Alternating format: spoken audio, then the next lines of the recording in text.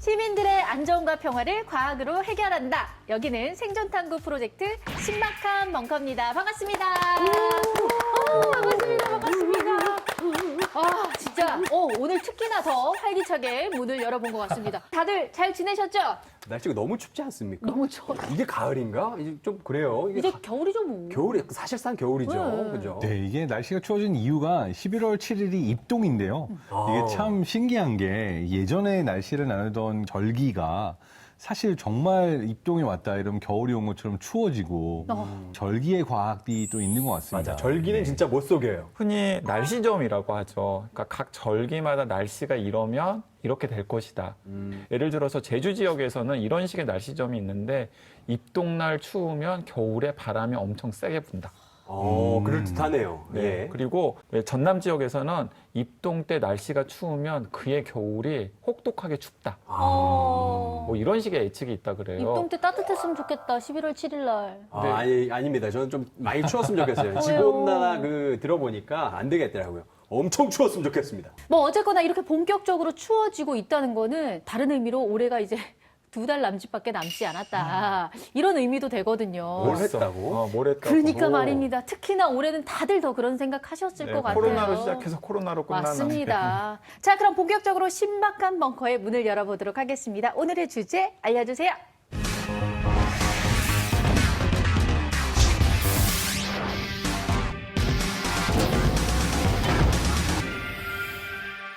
겉보기에는 우울하지도 않아요. 내가 느끼기에도 난 우울하진 않은데 자꾸 몸이 아파요. 유달리 좀 한국인들이 우울증을 좀 많이 느끼는 것 같은데. 그런 얘기들을 주로 한국 사람들이 많이 합니다. 올 초반에 이제 코로나 때문에 많이 힘드셨잖아요. 30% 이상이 더 왔어요.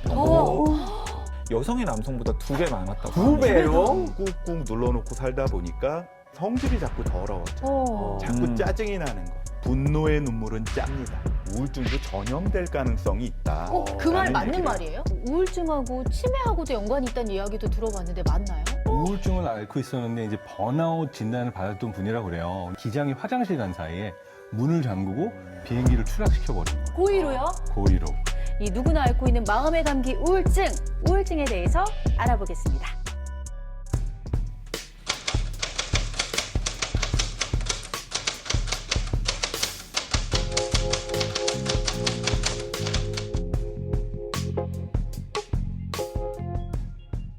요즘 날씨에 딱 맞는 오늘의 주제 바로 우울증입니다. 진짜 안 그래도 날씨가 이렇게 추워지면서 괜히 더 뭔가 이렇게 쓸쓸하고 우울감이 느껴지는 것 같았거든요. 네. 개인적으로 그 계절 탄다 이런 얘기 있잖아요. 네. 저는 온몸으로 느끼고 있습니다. 계절 타고 있어요. 나이를 타는 거 아니에요? 아니에요. 계절 타는 거예요. 가을 타는 거예요. 확실합니까? 네, 계절 타는 거예요. 근데 사실은 요즘에 이 코로나19 사태가 굉장히 또 길어지면서 이 코로나 블루, 우울증 같은 게 굉장히 더 깊고 더 넓고 더 길게 확산되고 있다는 소식을 좀 들었습니다. 최근 발표된 코로나19 국민 정신건강 실태조사를 보면 우리 국민 19%가 중증도 이상의 불안 위험군이라고 하더라고요. 정말 많네요. 예. 정말 요즘 같은 시기일수록 우울감에 대처하는 방법이 이 시급한 시기인 것 같습니다. 그래서 모신 분이 있는데요. 현대인의 감기 같은 우울감을 해결해줄 지정 생존자 한창수 교수 모십니다. 어서 나와주세요. 안녕하세요. 반갑습니다. 안녕하세요.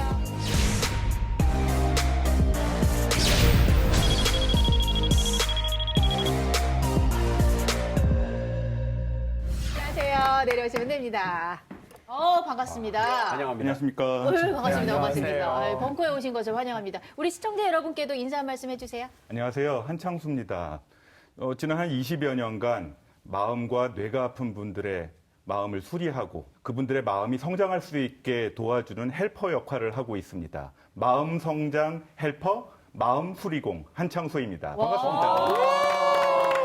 너무 멋있어요. 마음 소리고 이거 본인이 별칭을 정하신 거예요? 네. 너무 잘 어울린다. 너무 예쁜 이름이에요. 네, 마음이 진짜. 지금 벌써 술이 당한 것 같아요. 술이 된것 벌써요? 같아요. 네. 너무 쉬운 거 아닙니까?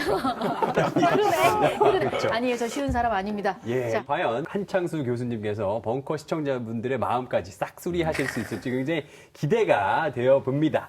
그런데 교수님, 저희 프로그램에 이 출연 제의를 들으시고 약간 네. 좀 고민을 많이 하셨다라고 들었는데 어떤 이유 때문이시죠? 제가 즐겨서 몇 번 프로그램을 봤는데 네네네. 저기서는 이게 진지한 척 말 되게 많은 우리 장 박사님, 그다음에 우리 또 굉장히 즐겁고 재미있지만 역시 말 많은 우리 용준 씨, 그리고 아무 말도 안 하는 것 같지만 할 말 다 하는 우리 강 기자님까지 저도 말이 많으니까 큰일 났다. 오늘 이게 녹화 끝나겠다. 쉽지 않겠구나 하는 생각을 하고 있었는데 아니 근데 마음 수리공이라고 하시면서 왜 한 명씩 이렇게 찌르시는 거예요?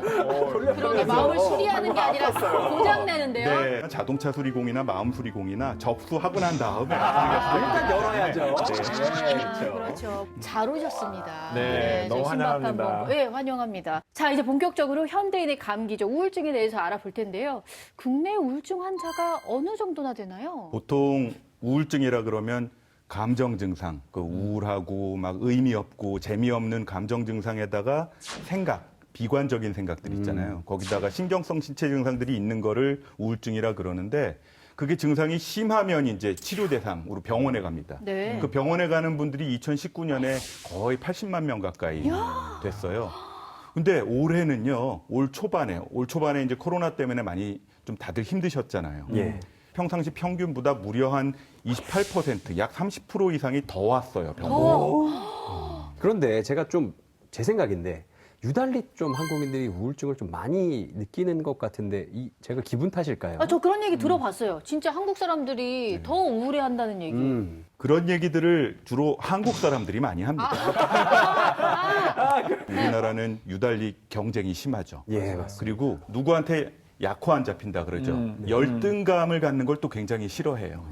한국인들의 꿈이 남 부럽지 않은 삶이잖아요. 오, 맞아요. 맞아요. 땡스타그램, 네네. 뭐 땡위터, 뭐 네. 땡북, 뭐 이러한 곳에서 나를 남하고 비교를 더 많이 할수록 실제로 우울증이나 아니면 자살률이나 이런 어떤 정신건강의 문제도 더 높아진다는 연구 결과가 있어요. 맞아요. 진짜 사회적인 분위기가 한몫하는 것 같아요. 예, 그렇습니다. SNS를 가장 많이 하시는 분이 또 네, 이런 헤비 말씀을 유저시죠? 해주시니까 네. 너무 공감이 되네요. 네. 아까도 사진 찍으셨잖아요, 예, 올리려고. 엄청 사진을 찍으시고 아니 그리고 올리시고. 저는 장 박사님이랑 저랑 그렇게 연락을 자주 하는 편이 아니거든요. 네. 하지만 저는 장 박사님 동선을 거의 다 알고 있어요. 헤비 유저시죠. 네. 저도 강 기자님의 동선을 거의 다 알고 있습니다. 예, 교수님 질문 드리겠습니다.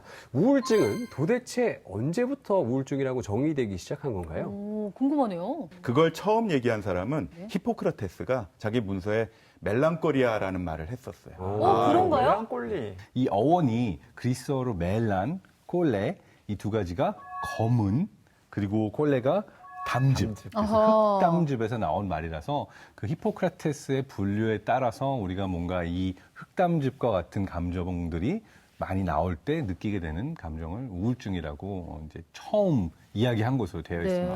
우리가 진짜. 멜랑콜리아다 이런 표현 자주 쓰는데 그게 네. 사실 우울증의 어원과 관계가 있는 거군요. 그렇죠. 처음 한 사실입니다. 우리 생각보다 이제 우울증의 정의가 굉장히 오래된 것 같습니다. 이 누구나 앓고 있는 마음의 감기 우울증 어떻게 진단하고 어떤 방법으로 극복해야 하는지 본격적으로 우울증에 대해서 알아보겠습니다.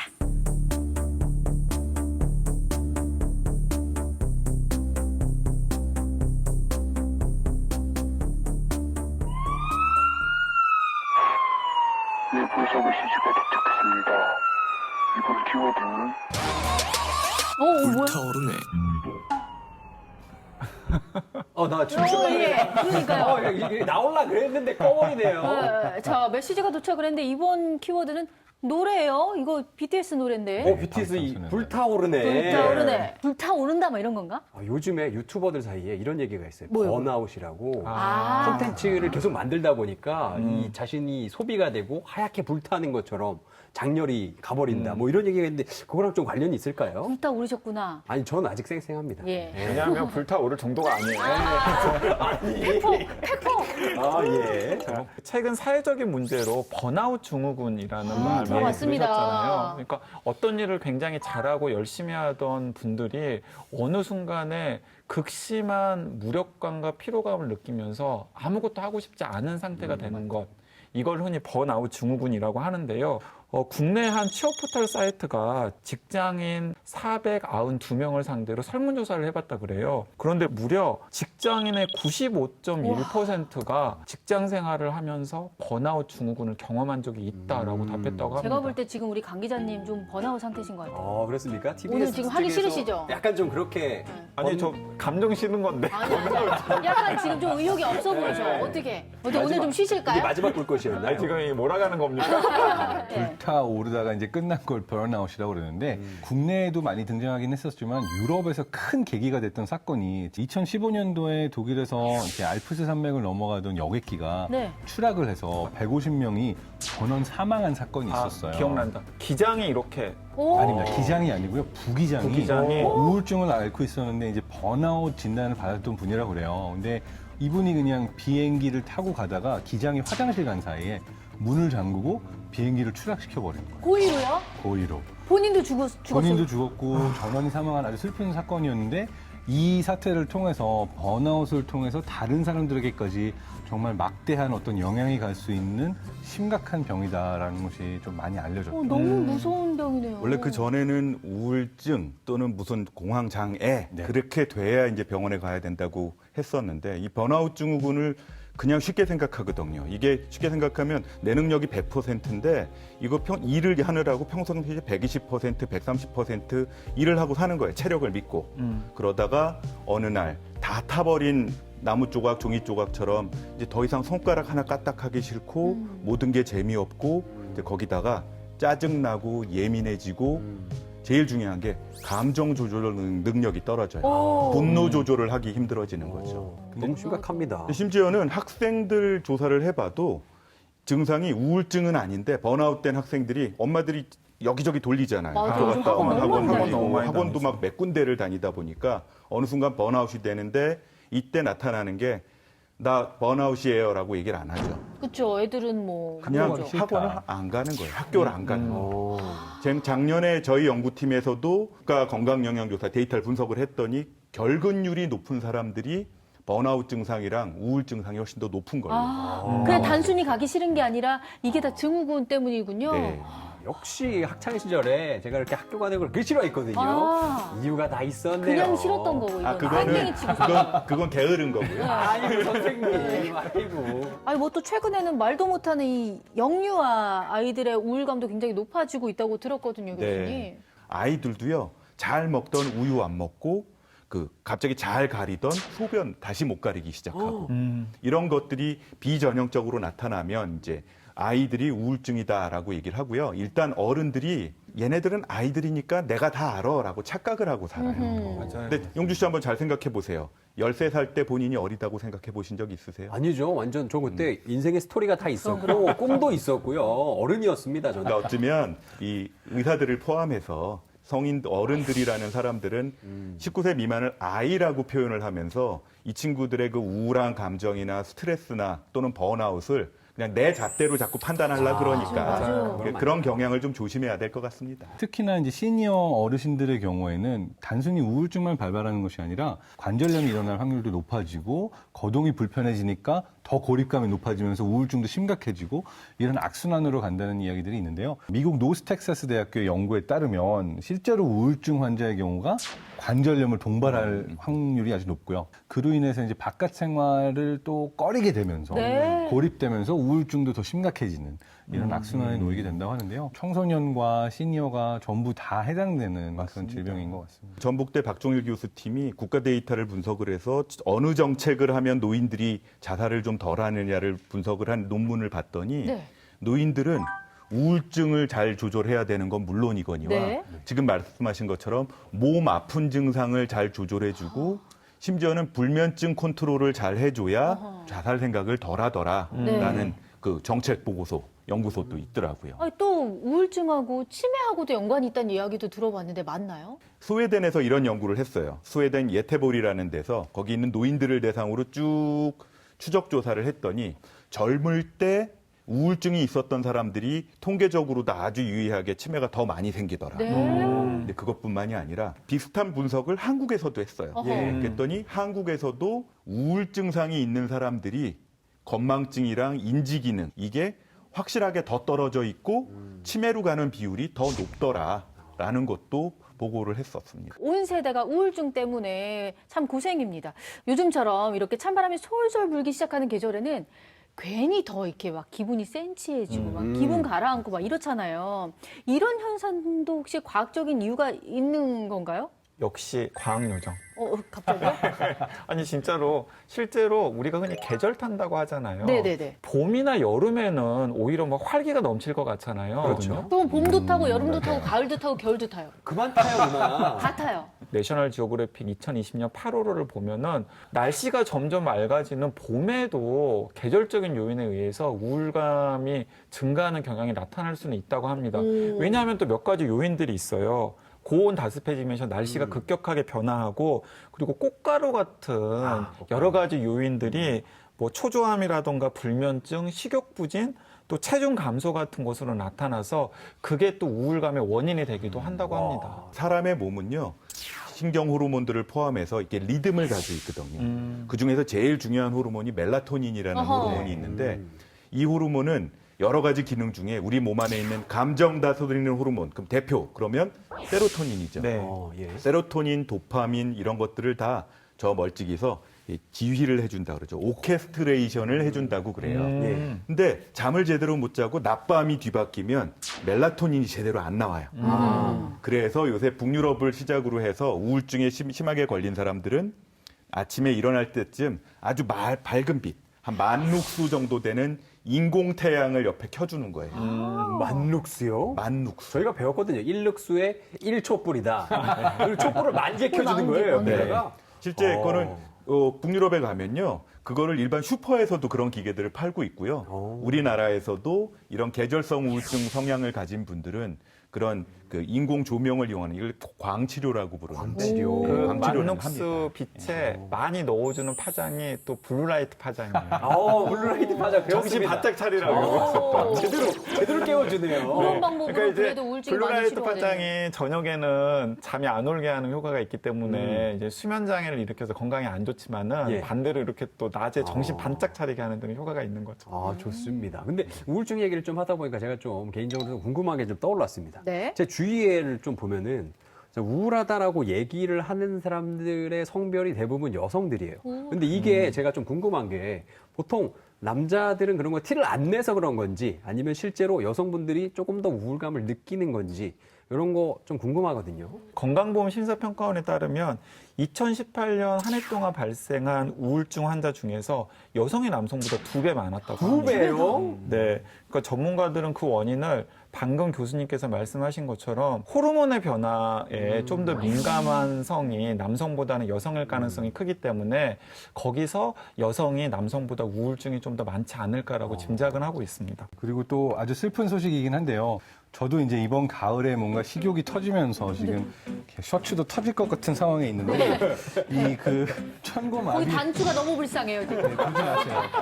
안쓰럽게 매달려 있는데 잘 버텨주고 조금만 더 네. 단추가 번아웃 증후군 걸릴 것 같아요. 다시 정리하자면 슬픈 소식이지만 네. 이제 서울대병원 정신의학과 조성준 교수 팀에 의하면 대략 한 7,238명을 대상으로 내장지방 면적과 우울증 정도의 이제 상관관계를 분석을 했는데 복부 지방 가운데 내장 지방이 차지하는 비율이 1% 증가할 때마다 그러니까 우울군에 속할 확률은 1.03배 정도 증가했다고 합니다. 이 내장 지방이 증가하면 스트레스 호르몬인 코티졸도 증가하고요. 네. 그다음에 인슐린 저항성도 높아지고 또 몸속에 염증 작용도 많아져가지고 네. 전체적으로 건강하지 않은 상황인데 그 안에 우울증이 포함된다고 하고요. 좀 더 핫하고 흥미로운 연구 주제가 각광을 받고 있어요. 네. 우울증과 우리 몸속의 장 안에 들어있는 장내 유익세균, 네. 장내 유익균과의 관계가 굉장히 깊다라고 하는 연구 결과들이 세계 곳곳에서 쌓이고 있습니다. 그래요? 그런 연구를 주도하고 있는 과학자 중에 한 명이 터한 캐리라고 하는 분인데요. 그분이 어떤 연구를 했냐면 스트레스를 받은 쥐에게 유익균을 넣어주었더니 네. 그 쥐의 우울증이 없어졌어요. 너무 신기하다. 근데 이제 한 가지 제가 꼭 주의드리고 싶은 건 가끔 이제 광고 같은데 이 장에 좋은 음식을 먹으면 뇌가 좋아진다. 이걸 약간 홍보해서 이제 일반적으로 과장해서. 과장해서 홍보하는 것들도 있어서 뭐 어떤 음식이 정말 도움이 되고 안 되고는 조심해서 봐야 될 것 같다고 생각이 되긴 합니다. 확인 안 된 선전을 무조건 믿으시면 그건 마치 정신과 전문의 한창수를 만나면 무조건 우울증이 납니다 하는 거랑 똑같은 사실 거예요. 아니었어요? 사실 아닙니까 그거? 접수를 해야죠.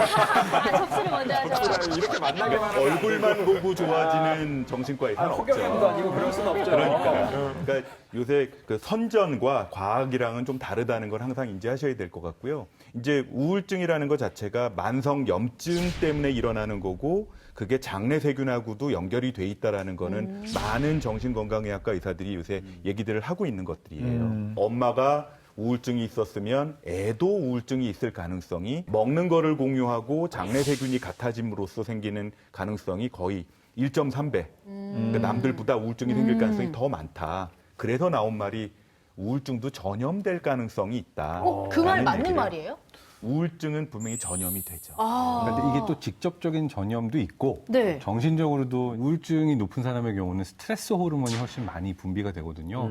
그렇게 되면 이제 자궁 안에 있는 그 아기의 경우에도 어머니의 스트레스 호르몬을 아기가 뱃속에서부터 계속 같이 경험을 하는 거예요. 우울해하는 산모의 건강이 또 태아에게도 전염될 수 있다니까 좀 우려스럽네요. 맞아요. 아니 그러면은 우울증이 유전될 수도 있다는 말이잖아요. 네, 그러니까 역사적인 인물들 중에도 그런 사례들이 굉장히 많은데 예를 들어서 이 제2차 세계대전을 승리한 영국의 영웅으로 알려진 윈스턴 처칠 네. 전 영국 수상이 있잖아요. 근데 윈스턴 처칠은 대대로 가게에 우울증 환자들이 많았다 그래요. 오. 그래서 이런 기록도 있어요. 밤마다 베개를 껴안고 울었다고 하는. 윈스턴 기록이 처칠이요? 있어요. 네.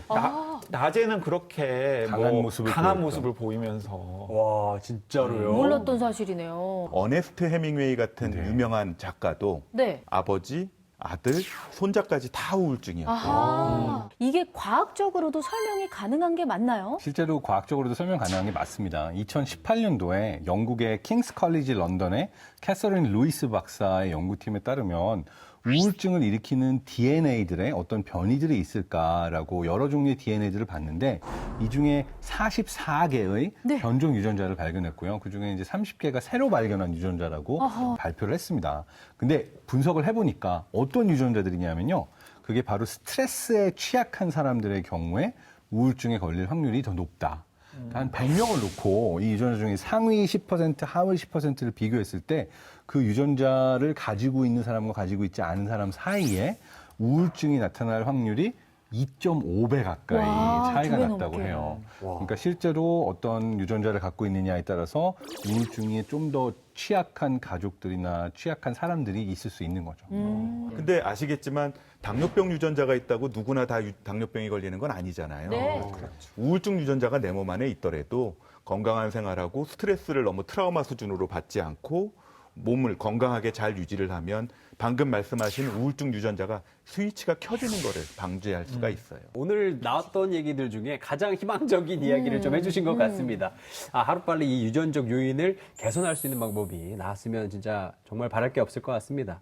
근데 이게 우리가 지금까지 이 인간의 우울증에 대해서 이야기를 좀 나눴는데 제가 또 이제 집에서 고양이 키우는 이제 반려인이라 아하. 궁금한데 우리 인간들과 같이 사는 이 반려동물들도 우울증을 느낄 수 있을까요? 네, 느낄 수 있습니다. 어허. 예, 동물들도 그런 우울감 때문에 자살한다는 보고도 있거든요. 영상 중에도 이렇게 다리 다친 영양이 예. 그 일부러 그런 건지 뭐 본인이 선택한 건지 모르지만 사자한테 다가가서 오히려 나를 잡아먹게 만들었다는 얘기도 있고요. 왜 얼마 전 뉴스에서도 제주도에서 돌고래. 키우던 그 돌고래가 네. 이렇게 죽은 채로 발견이 됐는데 그 전에 움직이지도 않고 그냥 마치 우울증 걸린 것처럼 있었다라는 뉴스가 있었잖아요. 네. 그런 것처럼 이렇게 좀 스트랜딩이라 그래가지고 이 먹을 게 없고 그다음에 공기도 나쁘고 이 돌아다닐 데도 없으니까 네. 돌고래들이 그냥 먹지도 않고 움직이지도 않고 마치 우울증 걸린 것처럼 행동한다는 보고들이 요새 많이 이루어지고 있습니다. 네, 우울증이 정말 동물들에게도 큰 영향을 끼치고 있었습니다. 우울증에 관련된 과학적인 연구부터 또 새로운 여러 가지 사실들까지 잘 알아봤습니다. 네, 분석의 시지가 도착했습니다. 이번 키워드는 레드입니다. 자, 메시지가 도착했습니다. 이번 키워드는 레드. 뜻밖이네요. 레드입니다. 저는 블루가 나올 줄 알았는데. 그러게, 블루가 아니고 레드예요. 짐작하셨던 것처럼 우리가 이제 코로나 때문에 생긴 우울증을 코로나 블루라고 불렀는데요. 사실 이런 우울증, 우울감이 계속 지속되게 되면 어느 순간 분노로 변하게 되는 그런 아하. 예들이 있다고 해요. 최근에는 정말 갑자기 나도 모르게 막 화가 나고 그런 뭐 화를 다른 사람에게 표현하는 사람들도 늘고 있어서 이러한 코로나로 인한 분노를 코로나 레드라고 부르거나 아니면 코로나 앵그리라고도 부른다고 하거든요. 그래서 블루가 아닌 레드. 분노와 관련된 이야기입니다. 아, 진짜 이 공감이 됩니다. 너무 공감이 돼요. 왜냐면은 이 코로나19 이후로 제약도 많고 어렵잖아요, 사는 게. 그래서 그쵸. 참으려고 노력을 해도 진짜 못 참겠는 게 하루 종일 일과를 마치고 집에 오면 귀가 아파요.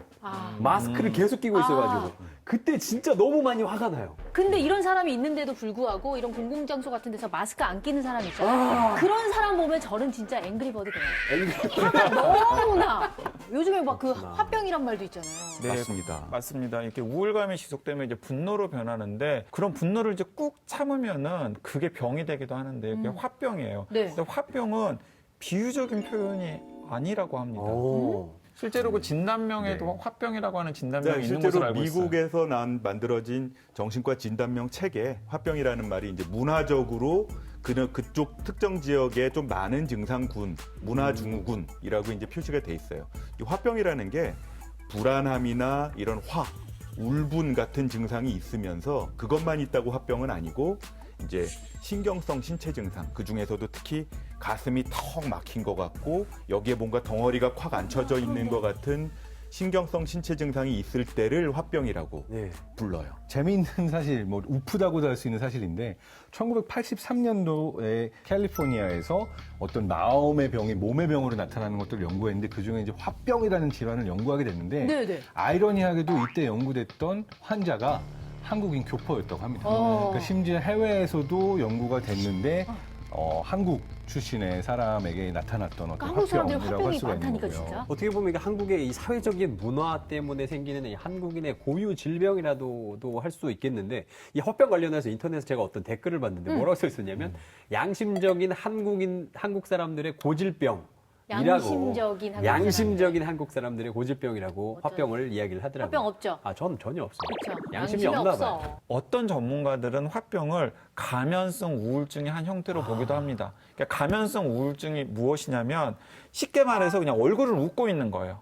그래서 다른 사람들이 보기에는 저 사람은 정신건강적으로 아무런 문제가 없고 참 밝고 건강한 사람이라고 생각을 하는데 속은 막 엉엉 울고 있고 막 분노를 꾹 참고 있는 그런 상태인 거죠. 대표적인 예가 아마 죽은 시인의 사회나 미세스 다우트파이어 같은 영화 했던 그 미국의 유명한 코미디언 로빈 윌리엄스. 로빈 윌리엄스 보면 누구나 마음 따뜻해지고 이 사람은 정말 따뜻하고 평화로운 사람이구나 생각했는데 실제로는 어떤 마음의 아픔을 많이 쌓아놓고 있다 극단적인 선택을 하기도 했죠. 요즘 왜 이렇게 기분이 처지지? 네. 이런 정도의 기분은 느끼는데 이 우울증을 갖고 있는 사람이 스스로 자각하기란 쉬운 게 아니거든요. 어떤 증상들이 있을 때 우울증이나 화병 이런 거를 좀 네. 의심해 볼 수 있을까요? 보통 몸이 아픈 게 먼저죠. 겉보기에는 우울하지도 않아요. 내가 느끼기에도 난 우울하진 않은데 자꾸 몸이 아픈 거예요. 몸이 아픈 게 되게 막 허리가 아프거나 두통이 있거나 심장이 조금 쪼이고 뭔가 억울하고 마음이 좀 가라앉고 의욕이 좀 떨어지고 그냥 꾹꾹 눌러놓고 살다 보니까 성질이 자꾸 더러워져요. 자꾸 짜증이 나는 거. 그럼에도 불구하고 미국 센타바바라에서 한 연구를 보면요. 이런 분노와 울분도 긍정적인 거는 있다고 해요. 네. 네. 산타바바라 대학생들한테 어떤 공부할 거리를 주고서 약간 분노를 유발시키는 거예요. 기분 나쁘게 좀 한 다음에 그 다음에 어떤 공부를 시키고 나중에 시험을 친 거죠. 예. 뭐가 더 좋았을 것 같아요? 분노한 쪽이? 약간 화가 난 상태에서 공부를 한 게 기억에 더 많이 남더라. 실제로 사람 성향마다 네. 시험 공부하기 전날 약간 긴장하면서 기분이 나빠야 시험을 더 잘 본다는 사람들이 있어요. 네. 이거 굉장히 좀 공감이 되는 게 인터넷에서 키배 하잖아요. 네. 그러니까 누군가랑 이제 키보드 키보드 배틀이 배틀. 이제 시작이 되면은 저도 제 자신한테 깜짝 놀랄 때가 있어요. 아니 내가 이런 것까지 알았나 싶을 정도로 이렇게 신들린 것처럼 막 치고 있거든요. 용주 씨가 키비하는 거 봤는데 실제로 잘하더라고요. 보셨어요? 옆에서 구경했죠. 그것도 우리 싸움 구경이 제일 재밌으니까. 이게 사실 또 재밌는 예가 하나 있는 게 분노가 어떠한 성취를 위한 강력한 동기가 될 수 있다는 예가 있어요. 바로 노벨상을 탄 유명한 과학자의 예인데요. 그 LED 조명의 시대를 연 나카무라 슈지라는 교수가 있습니다. 어떤 사연이 있냐면 이분은 삼류대학교를 나왔고요.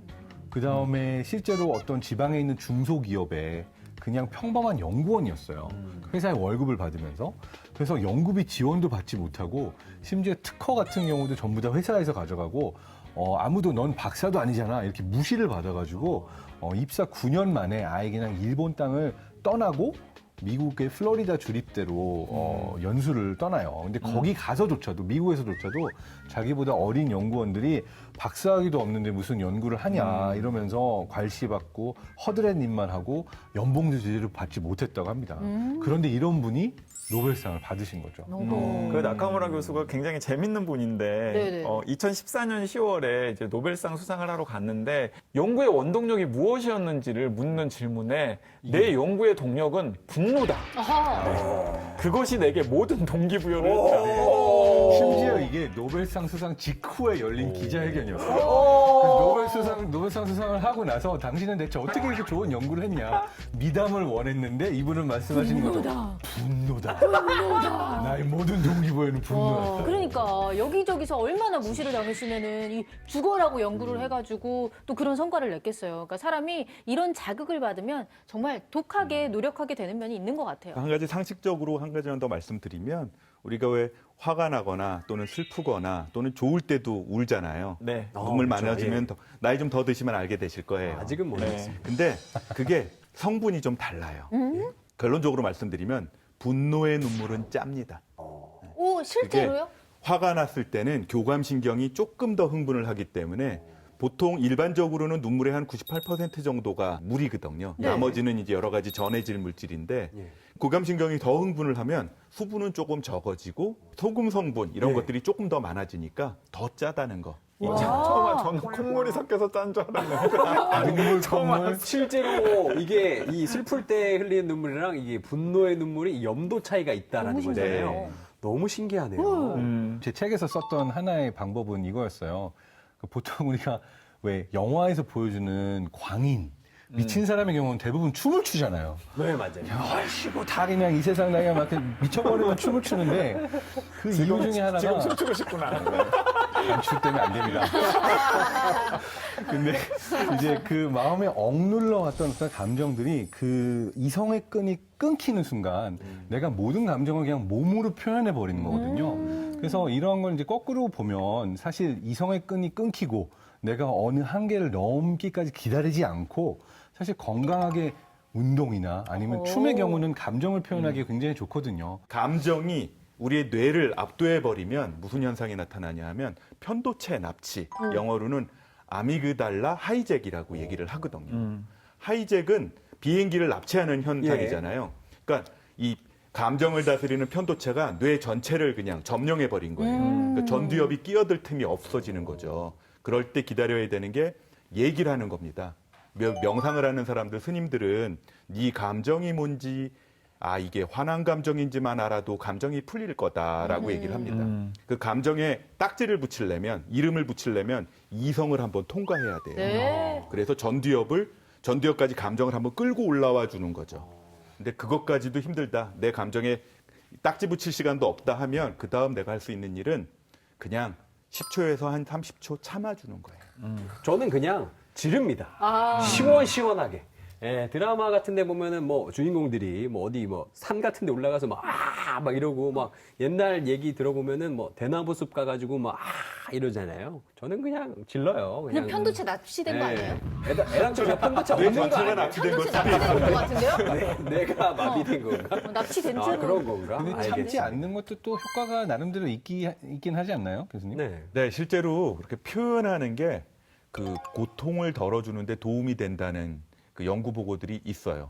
재밌는 연구였는데 네. 영국에 있는 킬 대학에서 욕을 시킨 거예요. 얼음물에다가 손을 담그게 만들어 놓고 예. 한 그룹에다가는 하고 싶은 욕 마음대로 해라 딱 하고 또 한 그룹에다가는 그냥 말을 하긴 하는데 뭐 책상, 연필, 컵 뭐 이런 거를 하게 한 겁니다. 그랬더니 놀랍게도 욕을 해도 된다고 했던 그룹에서는 오랫동안 그 통증을 참더라는 얘기입니다. 그러니까 약간 욕으로 이렇게 배출을 하니까 그 뭔가 고통을 참을 수 있는 역치값이 훨씬 더 높아지게 된 거지. 욕하느라고 고통을 잃어버린 거 아니에요? 그럴 수도 그렇지. 있고. 어쨌거나 용준 씨한테 여기서 욕 좀 주의해야 될 배워야겠다. 건 욕을 하라는 게 아니라 아니에요? 어떤 식으로든 누구한테 표현을 하되 아하. 남한테 해가 안 끼치는 방법으로 나만의 표출하는 방법을 만들어 놔라라는 게 중요하다는 가족이나 겁니다. 가까운 사람에게는 절대 욕을 해서 그럼요. 네, 안 되죠. 가족들한테 그렇죠. 욕했다가는 혼자야죠, 잘릴 거예요. 예, 네. 가족에서 잘리면 답이 없지 않습니까, 그렇죠, 솔직히. 예, 역시 참지 않고 어떻게든 이게 화를 좀 해소해줘야 되는 게 맞다고 봅니다. 굉장히 중요한 일인 것 같습니다. 네. 자, 그럼 이쯤에서 우리의 우울과 분노를 날릴 신박 키트 열어보러 갈게요.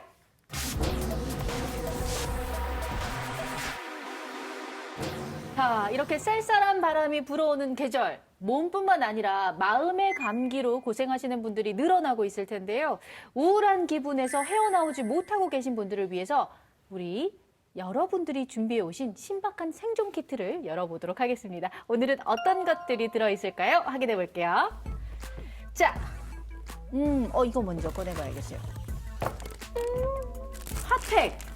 아니, 웬 핫팩이에요? 이거 우울증 얘기하는데 갑자기 웬 갖고 핫팩입니까? 왔어요. 이거 왜 제가 꺼내오셨죠? 갖고 왔어요. 일단 우울증이 체온과도 밀접한 연관이 있다는 거를 아시는지 모르겠는데요.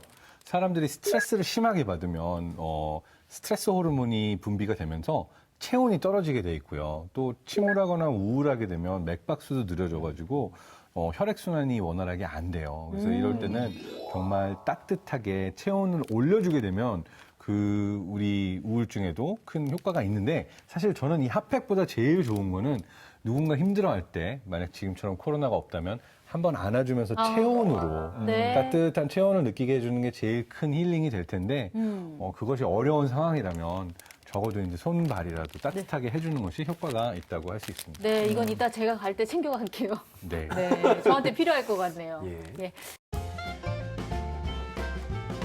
다음 생존템도 알아보도록 할게요. 다음 생존템은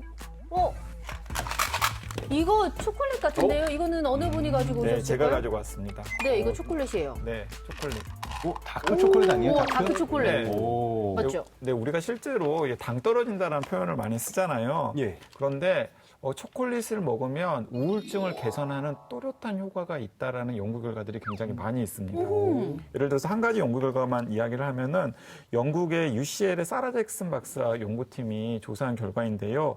다크 초콜릿을 평소에 먹었다고 보고한 참가자들이 우울증 증상을 나타낼 확률이 다크 초콜릿을 먹지 않았던 분들에 비해서 58% 낮은 것으로 확인이 되었다고 합니다. 오. 저희 하나씩 하나 드실까요? 네, 당이 너무 많이 돌면 당돌해져서 안 돼요. 분노다. 먹어, 빨리. 분노다. 나 이거 먹어. 못하겠어. 욕을 하면 견딜 수 있다고. 그게 실제로 뇌과학적으로도요. 다크 초콜릿에는 마치 마약, 우리가 잘 알고 있는 대마초에 들어있는 카나비노이드와 비슷한 종류의 향정신성 성분이 들어있어요. 그래서 특히 우울증 완화에 도움을 주는 신경 전달 물질인 페닐에틸아민이 들어있어서 우울증 완화에 도움을 줄 수 있습니다. 그러니까 정말 초콜릿 중독이 되면 정말 마약 중독된 것처럼 오, 우리가 네. 정말 어떤 쾌감도 느낄 수 있고 너무 좋아하게 되는 게 약간은 비슷한 성분이 들어있기 때문이기도 한데요. 다만 한 가지 주의해야 될 거는 초콜릿에 많이 섞여 있는 이 당 성분에 조심하셔야 되고 주의하셔야 되기 때문에 초콜릿을 너무 많이 드셔서는 안 좋습니다. 자, 다음 생존템도 한번 살펴볼게요. 이게 사실 아까부터 냄새가 엄청 예. 났거든요. 이거 잠깐만 매운 냄새가. 용주 씨죠? 예, 접니다. 네. 분노의 벌써 맛있겠어. 이렇게 걸어놓으면 아들 낳은 거 아니에요? 분노다. 그래서 친구예요. 이거 왜 가져오신 거예요? 이게 제가 이유가 있습니다. 왜냐면은 이 스트레스 많이 받으셨을 때 매운 거 드시는 분들 굉장히 많잖아요. 저요. 근데 어떤 제가 얼마 기사를 봤는데 이 매운맛을 내는 원인으로 알려진 이 캡사이신이 우울증 증세를 실제로 완화해 준다라는 연구가 있더라고요. 그래요? 실제로 이게 과학적으로 밝혀졌습니다. 그러니까 매운맛으로 스트레스뿐만이 아니라 우울증까지 오. 한 방에 해결할 수 있다라는 것이죠. 오, 전 그냥 개인적으로 좋아해서 자꾸 이제 먹고 싶고 먹히는 건 줄 알았는데 이유가 있었네요. 과학적인 근거가 있었네요, 나름. 네, 저도 그 연구를 본 적이 있는데 이게 멕시코 콜리마 대학의 멕시코 콜리마 대학의 연구 결과일 거예요. 실험용지를 물에 빠뜨린 다음에 이제 고통과 스트레스를 준 겁니다. 어허. 예. 고통과 스트레스를 줬는데 문제는 무엇이냐면 그 실험용지 중에 한 실험군에게는 소량의 캡사이신을 미리 투입을 한 거예요. 그랬더니 이 매운맛의 주 성분인 캡사이신을 투여받은 쥐 같은 경우에는 그렇지 않은 쥐보다 더 오랫동안 물 위에서 견뎌냈다라는 실험 결과를 얻어낸 거죠. 그래서 이제 이 실험 결과를 약간 확대 해석을 하자면은 스트레스를 받거나 혹은 뭔가 분노 혹은 우울 같은 그런 감정에 노출이 되었을 때 이 캡사이신 성분이 들어있는 매운 것을 사람들이 많이 찾잖아요. 네. 그런 것들을 통해서 이제 본인의 어떤 그런 안 좋은 감정들을 치유하려고 하는데 효과가 있을 수도 있다라는 걸 해석할 수 그러니까 있는 이 거죠. 연구 같은 경우는 항우울제를 투여했을 때와 캡사이신을 투여했을 때 비슷한 효과가 나타나서 네. 더더욱 그런 이야기를 했던 것 같습니다. 그러니까 캡사이신이라는 매운 성분이 몸 안에 들어가면요. 통증을 자극하는 거랑 비슷한 기전을 해서 몸 안에서 엔돌핀을 좀 나오게 만드는 게 있는 거예요. 맞아요. 네. 그러니까 매운 거 확 먹고 나면 기분이 좀 이렇게 느긋해지면서 기분이 좋아지는 분들이 있거든요. 네. 저는 땀이 나서 못 먹겠는데 이렇게 그게 엔돌핀이 몸 안에 쫙 나오기 때문인 거예요. 그러니까 듣다 보니까 제가 이 매운맛을 사랑하는 이유가 무의식적으로 마음속에 있는 이 울분, 분노, 화 이런 거를 이제 싹 씻어내기 위해서 이 매운맛을 사랑하고 고추를 즐겨 먹었던 것 같습니다. 바로 한 입 드세요, 지금. 집에 가서 먹어요. 예. 집에 가서 먹어요. 찍어 먹어야 맛있어. 자, 마지막 생존템도 확인해 볼게요. 마지막 생존템. 없네요. 뭐 없어 지금. 뭘 숨겼습니까, 지금? 아니, 우리 신마켓에서 이런 게 나와요? 현금. 아, 그거 제가 가져왔는데 그거 아까 한 20장쯤 갖다 놨는데 19장 아니에요. 피디님 어디 갔나요? 아닙니다. 이거 한 장. 와, 이거 왜 플렉스 하시려고 가지고 오신 거예요? 네, 원래 사람은 자본이 좀 있어야 그래야 좀 잘 살거든요. 역시 그렇죠. 아, 결국에는 요거였다. 그러니까. 아, 근데 이제 착각하지 말아야 될 건 이건 이제 상징입니다. 상징. 네. 오늘 말씀드린 자본은 사회적 자본. 사회적 자본, 이게 소셜 캐피탈이라는 거는요, 크게 두 가지입니다. 첫 번째는 믿을 만한 인간 관계를 내가 가지고 있느냐. 아하. 즉, 내가 믿을 만한 친구, 믿을 만한 가족, 얘기를 편안하게 얘기하고 들어줄 수 있는 사람이 내 옆에 있느냐. 첫 번째 조건. 두 번째 조건은요, 인간관계의 상호성이라 그래서 내가 이 사람한테 해준 것만큼 이 사람이나 또는 이 조직에서도 나한테 뭔가 해줄 거라는 것에 대한 믿음.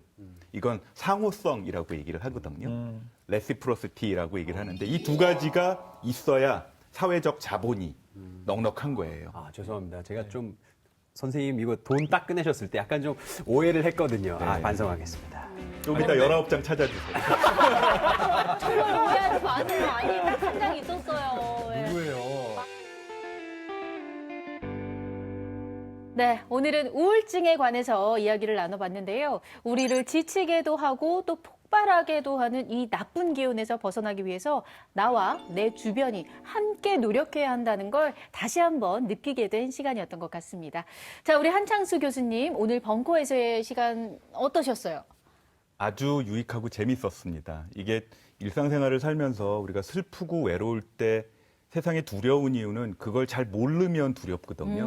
근데 과학이 사실 좀 어렵잖아요. 네. 그리고 잘 모르는데 오늘 이 신박한 벙커에서는 그 어려운 얘기들을 아주 재밌고 즐겁게 딱 전달을 해주니까 이걸 보는 시청자들 모두의 지식 수준을 쭉 올려줄 것 같아서 저로도 아주 보람 있고 희망찬 내일을 또 보낼 수 있을 것 같습니다.